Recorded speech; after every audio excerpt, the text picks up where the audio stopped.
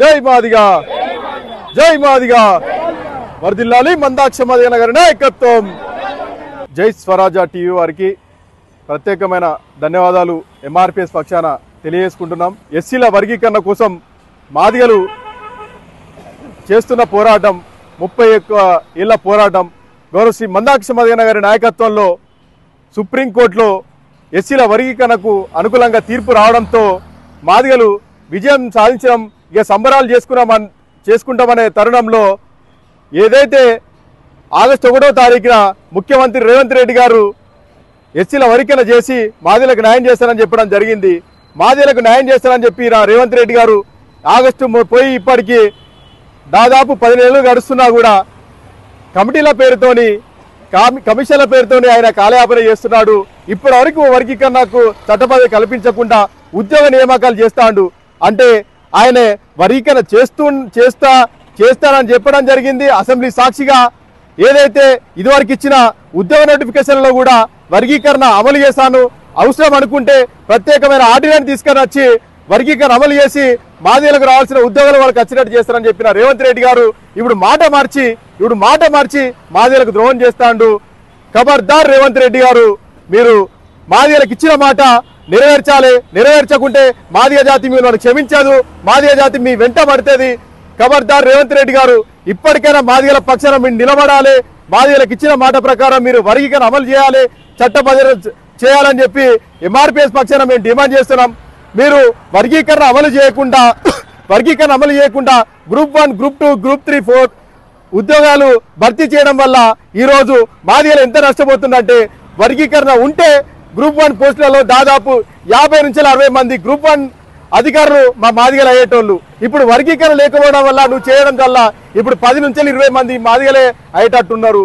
కేవలం మాలలకు కొమ్ము కాస్తూ ఉన్న ఉద్యోగాలను మాలలకు దోచిపెట్టడం కోసం మాత్రమే నువ్వు త్వరగా ఉద్యోగ నియామకాలు చేపడతావు. వర్గీకరణ కోసం కమిషన్ వేసిన రేవంత్ రెడ్డి గారు మీరు ఎందుకు కాలయాపన చేస్తూ ఎందుకు ఈ ఉద్యోగ నోటిఫికేషన్ తొందరగా ఉద్యోగ నియామకాలు చేస్తున్నారో మాదిగ జాతి కనిపెడుతోంది. మీరు ఉద్యోగాలన్నీ మాలలకు దోచిపెట్టడం కోసమే ఉద్యోగ నియామకాలు త్వరగా చేస్తారని చెప్పి మాదిగలు గమనిస్తాను. దీన్ని తిప్పికొడతారు మాదిగలు. మందాక్ష మాదిగల నాయకత్వంలో మీ ప్రభుత్వం మీద తిరుగుబాటు మాదిగలు చేస్తారు. మీ ప్రభుత్వాన్ని గద్దె దించడం కోసం అనుక్షణం మీ వెనుకే మాదిగ జాతి పడతా అని చెప్పి రేవంత్ రెడ్డి గారికి హెచ్చరిస్తున్నాం. ఇప్పుడు రేవంత్ రెడ్డి గారు వర్గీకరణ లేకుండా గ్రూప్ 1 పోస్టులు భర్తీ చేయడం వల్ల దాదాపు 50 మంది మాదిగలు నష్టపోతారు. 50 పోస్టులు మాదిగలు నష్టపోతారు. అంటే ఒకవేళ వర్గీకరణ అమలై గ్రూప్ 1 పోస్టులలో మా వాళ్లకు 50 నుంచి 60 మంది మాదిగలకు గ్రూప్ 1 పోస్టులు వస్తే 60 మంది ఒక 5 సంవత్సరాలలోనే అడిషనల్ కలెక్టర్లు అయ్యేటోళ్ళు. ఇప్పుడు వర్గీకరణ లేకపోవడం వల్ల ఉద్యోగ నియామకాలు గ్రూప్ 1 చేయడం వల్ల ఒక 60 మంది కలెక్టర్లు కాకుండా నువ్వు అడ్డుకుంటాను. ఇది మాలలతో కలిసి రేవంత్ రెడ్డి గారు చేసిన కుట్రనే అని చెప్పి ఎంఆర్పిఎస్ మాదిగలు బలంగా నమ్ముతాను. రేవంత్ రెడ్డి గారు, మీరు చేస్తున్న కుట్ర మాదిగ జాతి ఎప్పటికీ మర్చిపోదు. చరిత్రహీనునిగా నువ్వు నిలిచిపోతావు. చరిత్రహీనునిగా మాదిగ జాతి నిన్ను గుర్తుపెట్టుకుంటది. మాదిగ జాతికి నువ్వు చేస్తున్న ద్రోహం మాదిగలు ఎప్పటికీ మర్చిపోరు. ఖబర్దార్ రేవంత్ రెడ్డి గారు, ఇప్పటికైనా మాదిగలు ఇక్కడ జనాభా పరంగా చూసినా, ఇక్కడ ఓట్ల పరంగా చూసినా, ఇక్కడ దాదాపు తెలంగాణలో మాదిగలే దాదాపు ఒక 40 సెగ్మెంట్లలో మాదిగలు వన్ సైడ్ ఓటేస్తే 40 సెగ్మెంట్లలో ఎమ్మెల్యేలు ఓడిపోవడానికి గెలవడానికి కారణం మాదిగలు అవుతారు. అది గుర్తుపెట్టుకోవాలి. మాదిగల ఓట్లు ఎంత కీలకమో కాంగ్రెస్ పార్టీ గుర్తుపెట్టుకోవాలని చెప్పి మల్లికార్జున్ ఖర్గే నుంచి మొదలుకుంటే బట్టి విక్రమార్క వరకు, వివేక్ వెంకటస్వామి వరకు రేవంత్ రెడ్డి గారు కలిసి మాదిగలకు అన్యాయం చేస్తాను. దీన్ని మాదిగ జాతి గమనిస్తుంది.